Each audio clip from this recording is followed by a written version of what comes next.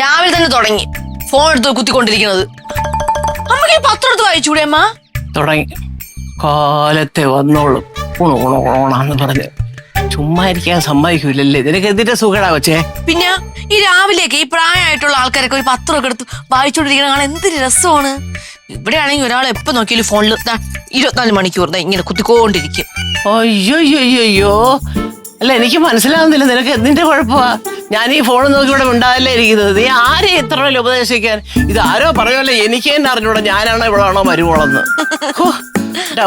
എന്താന്നറിയാമോ, എനിക്ക് ഈ രാവിലെ എണീക്കുമ്പോഴേ അമ്മയുടെ അടുത്ത് വഴക്കിട്ടില്ലെങ്കിൽ എനിക്ക് ഉറക്കം വരില്ല. ആണോ? അയ്യോ കഷ്ടം.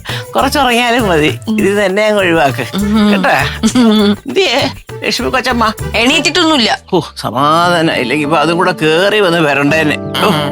ഈശ്വരോ.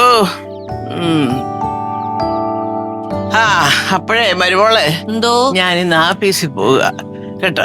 ആവശ്യമില്ലാതെ ഗുണഗുണാന്നും പറഞ്ഞ് ഇനി ഓരോന്ന് പറഞ്ഞ് എന്നെ മടി പിടിപ്പിച്ച് നീ എന്നെ ഇവിടെ ഇരുത്തിക്കളയരുത് കേട്ടല്ലേ. അമ്മ ഓഫീസിൽ പോകാൻ പോണാ? അത് ശരി. ആകെ ഒരു ദിവസമാണ് ഇപ്പൊ പോകുന്നത്, ആഴ്ചയിൽ ഒരു ദിവസം. നീ അതും കൂടെ ഇല്ലാതെ ഇരിക്കാൻ പറ്റുമോ? പോയേ പറ്റൂ. ജോലി ഉണ്ടോ അവിടെ? എനിക്ക് ഒരുപാട് ജോലി. അപ്പൊ ഞാനും കൂടെ വരട്ടെ അമ്മമാരെ കൂടെ? അയ്യാ, നീ എന്തിനാ കൊച്ചെ എന്റെ സാരി തൂങ്ങി ഇങ്ങനെ എപ്പോഴും പുറകെ നടക്കുന്നേ? അയ്യടാ, ഞാനും കൂടെ വരുന്നത്. അതേ, അതൊന്നും വേണ്ട. ഞാനൊരു കാര്യം പറയാം. ഇന്ന് 1-ാം തീയതിയാണല്ലോ. അയ്യോ, ഇന്ന് 1-ാം തീയതിയായിരുന്നാ? അതും പോയി. അയ്യോ, അറിഞ്ഞില്ല. അറിഞ്ഞില്ലേ? ഇതാണ് പറയുന്നത്. ഇന്ന് 1-ാം തീയതി ആണ്. മനസ്സിലായോ? അറിഞ്ഞൂടാ. എങ്ങനെ അറിയാൻ?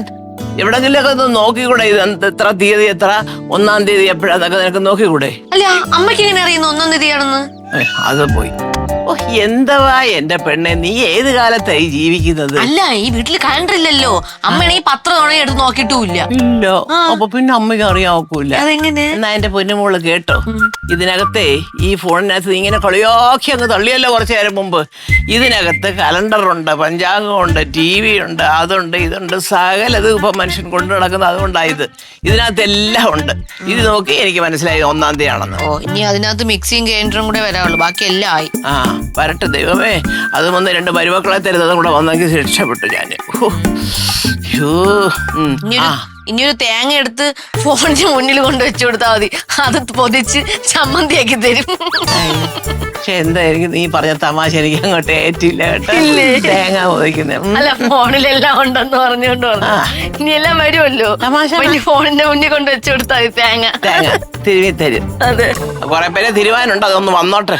തേങ്ങ അല്ലെങ്കിൽ ആൾക്കാരെ കുറച്ച് പേരെ എനിക്കൊന്ന് തിരുമി എടുക്കണം. അതെന്നെ ഉദ്ദേശിച്ച് പറഞ്ഞല്ലേ അമ്മ? ആരെ ഉദ്ദേശിച്ചിട്ടാണെങ്കിലും ശരി, ആണെങ്കിൽ ആണ്. എന്റെ ദൈവമേ, എനിക്ക് ആഫീസിൽ പോകാൻ സമയമായി. നീ ഒരു കാര്യം ചെയ്യ കൊച്ചേ, ഇന്ന് 1-ാം തീയതി ആണല്ലോ. ഏതായാലും നല്ല ഐശ്വര്യമായിട്ട് പ്രതീക്ഷയെ വിളിച്ച് നീ എൻ്റെ പത്മനാഭസ്വാമി ക്ഷേത്രത്തിൽ ചെന്ന് തൊഴുതിട്ടോ ആറ്റുകാലും കയറിയതിനെ വരുമ്പോ. എനിക്കാണെങ്കിലേ കല്യാണം കഴിഞ്ഞപ്പോഴുള്ള ഒരു ആഗ്രഹമാണ് അമ്മ, അണ്ണനെയും കൂട്ടി പത്മനാഭസ്വാമി ക്ഷേത്രത്തിലൊക്കെ ഒന്ന് പോകണമെന്ന്. എന്ത് പോവാത്തത്? അല്ലാതെ കാശി രാമേശ്വരം പോലെ അങ്ങൊന്നും അല്ലല്ലോ കിടക്കുന്നത്. ഇവിടെ അടുത്തല്ലേ പത്മനാഭസ്വാമി ക്ഷേത്രം. അയ്യോ കഷ്ടം.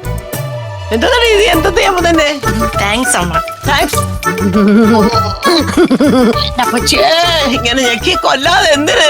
അമ്മ എന്റെ ആഗ്രഹം ഓർപ്പിച്ചില്ലേ, അതിന്. അയ്യോ, ഇങ്ങനെ ഓരോ ആഗ്രഹം ഓർപ്പിക്കുമ്പോ എന്റെ മക്കളിങ്ങനെ ഞെക്കല്ലേ, തട്ടിപ്പോവും മനുഷ്യൻ. സ്നേഹം കൊണ്ടല്ലേ അമ്മ. ഞാൻ പോട്ടെ അമ്മ, ഞാൻ അണ്ണനെ കൂടെ അവനെ വിളിച്ചോണ്ട് പോയി തൊഴുതിട്ടോ കേട്ടാ. അയ്യടാ പാവം. ഏതായാലും ഞാൻ പറഞ്ഞത് അവളനുസരിച്ചല്ലോ. അവള് പറഞ്ഞത് തൽക്കാലം ഞാനും അങ്ങ് അനുസരിക്കാം. അവിടെ ഇരിക്കട്ടെ. ഇങ്ങനൊരു മരുമോള്. ഫ്ലവേഴ്സ് ഒരുക്കുന്ന കാഴ്ച വസന്തം യൂട്യൂബിൽ പ്രേക്ഷകർക്ക് ലൈവായി കാണാം. ഫ്ലവേഴ്സ് കോമഡിയിൽ ജോയിൻ ചെയ്യൂ, ആസ്വദിക്കൂ.